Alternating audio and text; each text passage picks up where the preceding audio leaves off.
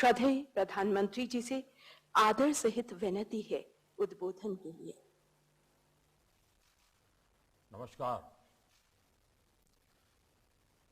कार्यक्रम में हमारे साथ उपस्थित लोकसभा के माननीय अध्यक्ष श्री ओम बिरला जी, राज्यसभा के माननीय उपसभापति श्री हरिवंश जी, हिमाचल प्रदेश के लोकप्रिय मुख्यमंत्री श्री जयराम ठाकुर जी, हिमाचल विधानसभा में नेता प्रतिपक्ष श्री मुकेश जी, हिमाचल विधानसभा अध्यक्ष श्री विपिन सिंह परमार जी, देश के विभिन्न सदनों के पीठासीन सभी सम्माननीय अधिकारीगण और उपस्थित देवियों और सज्जनों,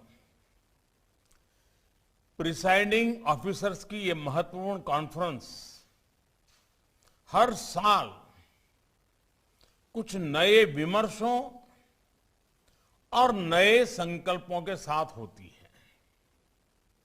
हर साल इस मंथन से कुछ न कुछ अमृत निकलता है जो हमारे देश को, देश की संसदीय व्यवस्था को गति देता है, नई ऊर्जा देता है, नए संकल्पों के लिए प्रेरित करता है। ये भी बहुत सुखद है कि आज इस परंपरा को 100 साल हो रहे हैं। ये हम सबका सौभाग्य भी है और भारत के लोकतांत्रिक विस्तार का प्रतीक भी है। मैं इस महत्वपूर्ण अवसर पर आप सभी को, देश की संसद और सभी विधानसभाओं के सभी सदस्यों के और सभी देशवासियों को भी बधाई देता हूं। साथियों, भारत के लिए लोकतंत्र सिर्फ एक व्यवस्था नहीं है। लोकतंत्र भारत का स्वभाव है, भारत की सहज प्रवृत्ति है। आपकी ये यात्रा इसलिए भी और विशेष हो गई है क्योंकि इस समय भारत अपनी आजादी के 75 साल का पर्व मना रहा है, अमृत महोत्सव मना रहा है। ये संयोग इस कार्यक्रम की विशिष्टता को तो बढ़ाता ही है, साथ ही हमारी जिम्मेदारियों को भी कई गुना कर देता है। साथियों, हमें आने वाले वर्षों में देश को नई ऊंचाइयों पर लेकर जाना है, असाधारण लक्ष्य हासिल करने हैं। ये संकल्प सबके प्रयास से ही पूरे होंगे और लोकतंत्र में, भारत की संघीय व्यवस्था में जब हम सबका प्रयास की बात करते हैं तो सभी राज्यों की भूमिका उसका बड़ा आधार होती है। देश के बीते सालों में देश ने जो हासिल किया है उसमें राज्यों की सक्रिय भागीदारी ने बड़ी भूमिका निभाई है। चाहे पूर्वोत्तर की दशकों पूरी समस्याओं का समाधान हो, दशकों से अटकी लटकी विकास की तमाम बड़ी परियोजनाओं को पूरा करना हो, ऐसे कितने ही काम हैं जो देश ने बीते सालों में किए हैं, सबके प्रयास से किए हैं।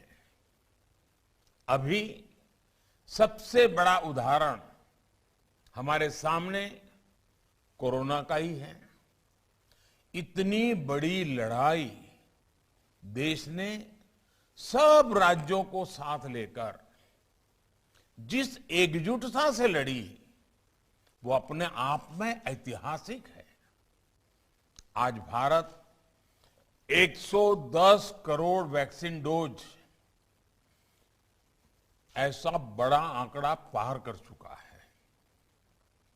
जो कभी असंभव लगता था वो आज संभव हो रहा है। इसलिए हमारे सामने भविष्य के जो सपने हैं, जो अमृत संकल्प हैं, वो भी पूरे होंगे। देश और राज्यों के एकजुट प्रयासों से ही ये पूरे होने वाले हैं। ये समय अपनी सफलताओं को आगे बढ़ाने का है। जो रह गया है उसे पूरा करने का है और साथ ही एक नई सोच, नए विजन के साथ हमें भविष्य के लिए नए नियम और नीतियां भी बनानी है। हमारे सदन की परंपराओं और व्यवस्थाएं स्वभाव से भारतीय हो। हमारी नीतियां, हमारे कानून भारतीयता के भाव को, एक भारत श्रेष्ठ भारत के संकल्प को मजबूत करने वाले हो। और सबसे महत्वपूर्ण, सदन में हमारा खुद का भी आचार व्यवहार भारतीय मूल्यों के हिसाब से हो। ये हम सबकी जिम्मेदारी है। इस दिशा में हमें अभी भी बहुत कुछ करने के अवसर है। साथियों, हमारा देश विविधताओं से भरा है।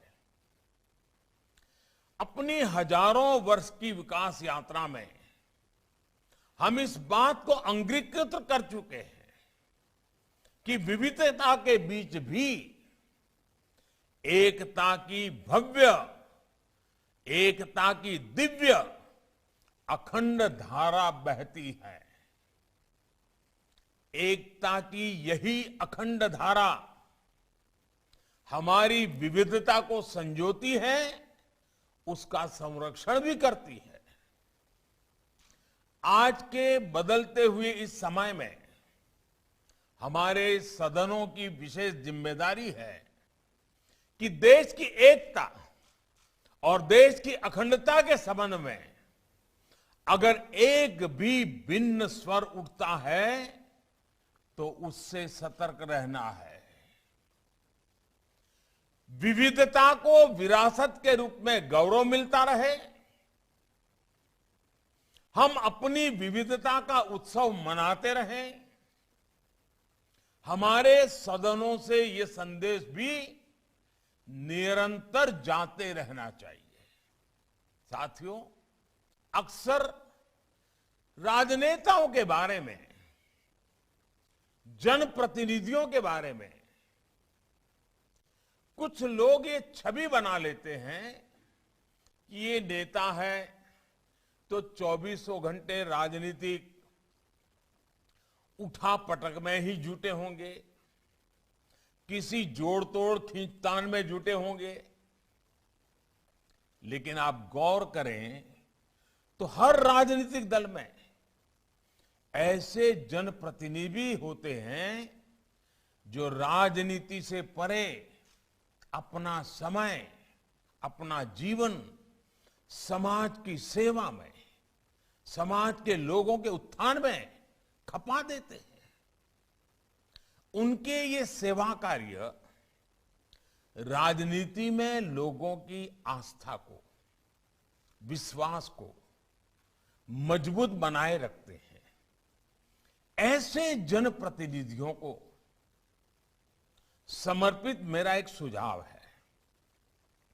हम अपने सदनों में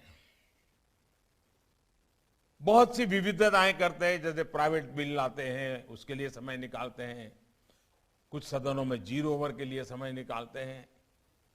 क्या साल में 3-4 दिन, किसी सदन में 1 दिन, किसी समय 2 दिन, ऐसे रखे जा सकते हैं कि जिसमें समाज के लिए कुछ विशेष कर रहे हमारे जो जनप्रतिनिधि है उनके अनुभव हम सुने, वो अपने अनुभव बताएं, अपने समाज जीवन के इस पक्ष के बारे में भी देश को जानकारी दे।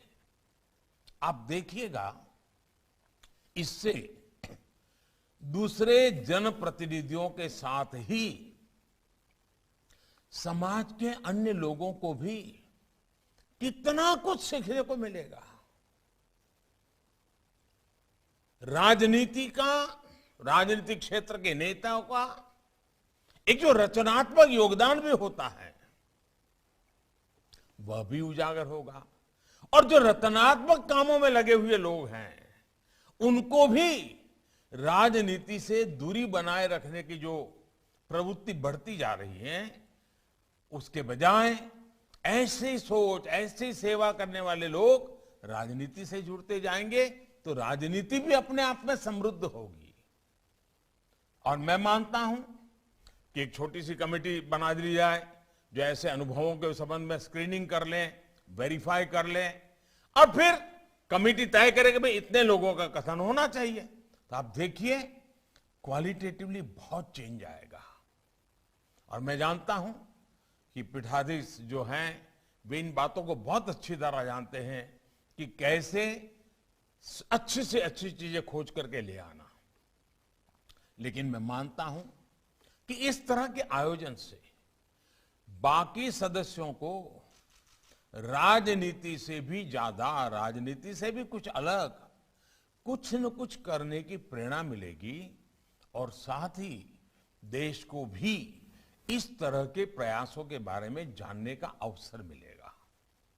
साथियों, हम क्वालिटी डिबेट को बढ़ावा देने के लिए कुछ भी और आवश्यकता है, हम लगातार कुछ न कुछ इनोवेटिव कर सकते हैं।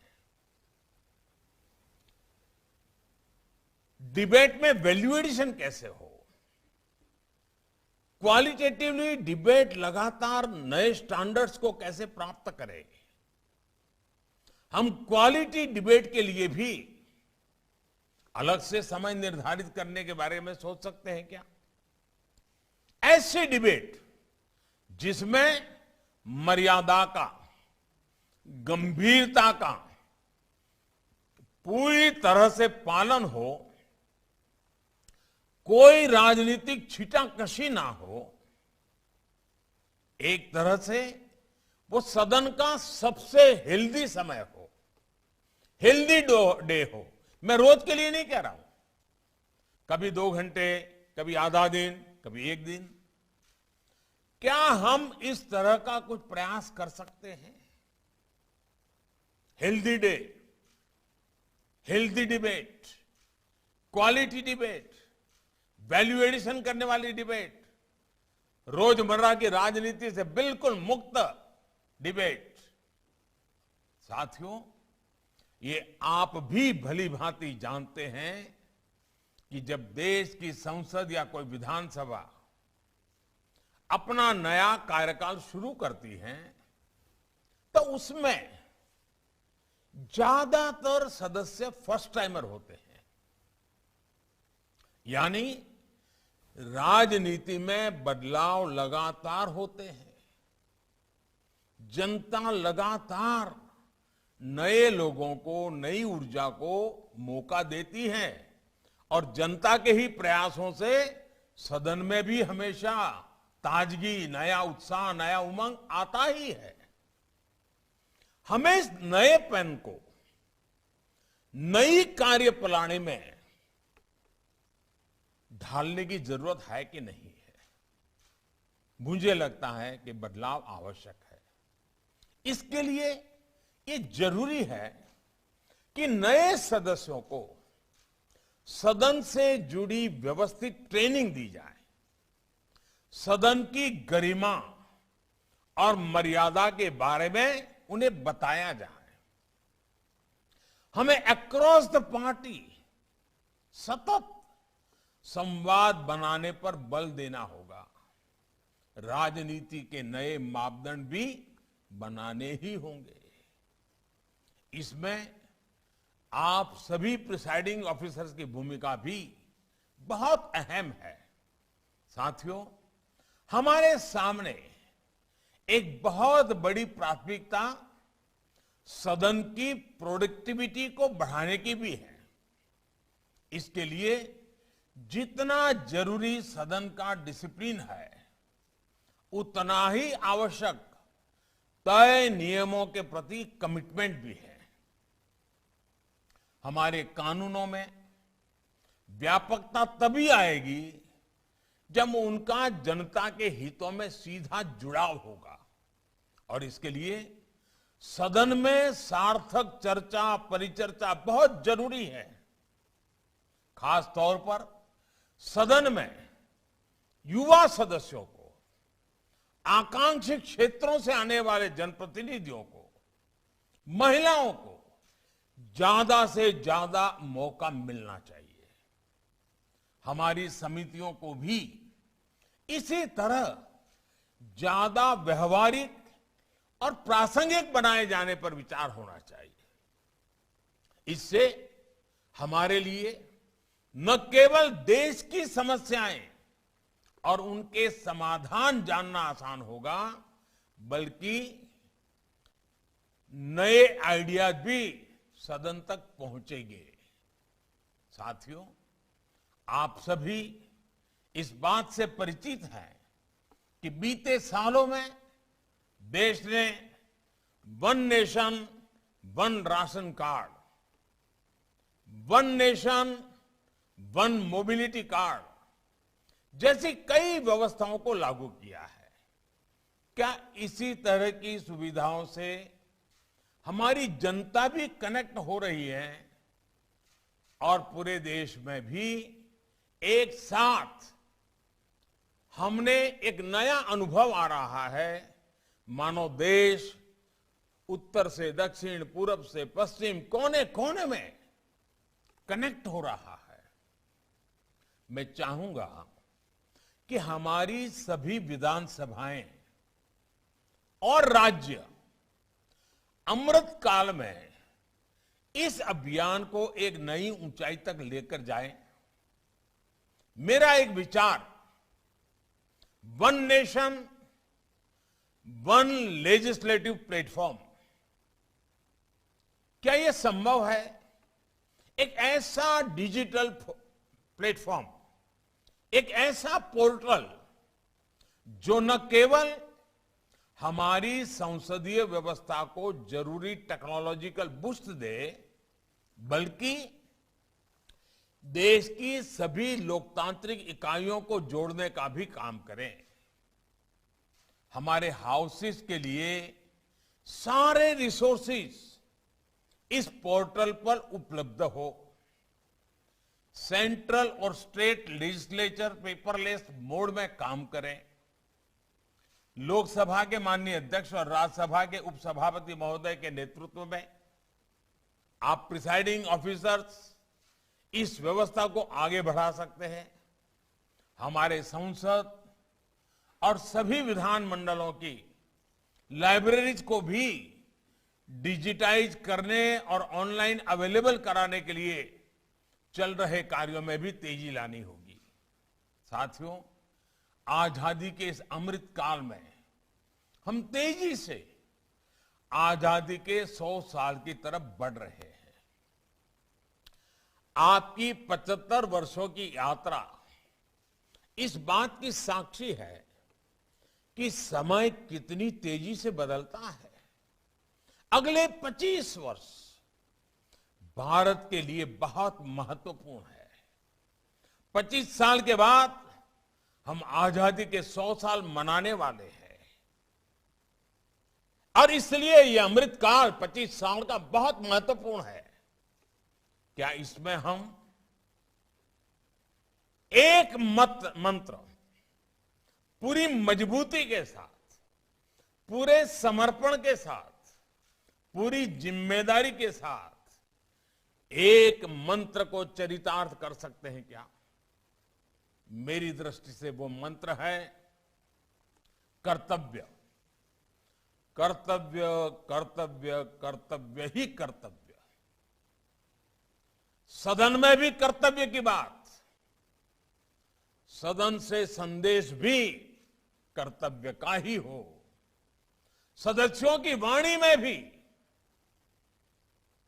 कर्तव्य की महक हो, उनके वर्तन में भी कर्तव्य की परिपाटी हो, परंपरा हो, सदियों की जीवन शैली, आचार विचार में भी कर्तव्य प्राथमिक हो, सदस्यों के मंथन में, वाद विवाद में, संवाद में, समाधान में, हर बात में कर्तव्य सर्वोपरि हो, हर तरफ सिर्फ कर्तव्य की बात हो, कर्तव्य का बोध हो।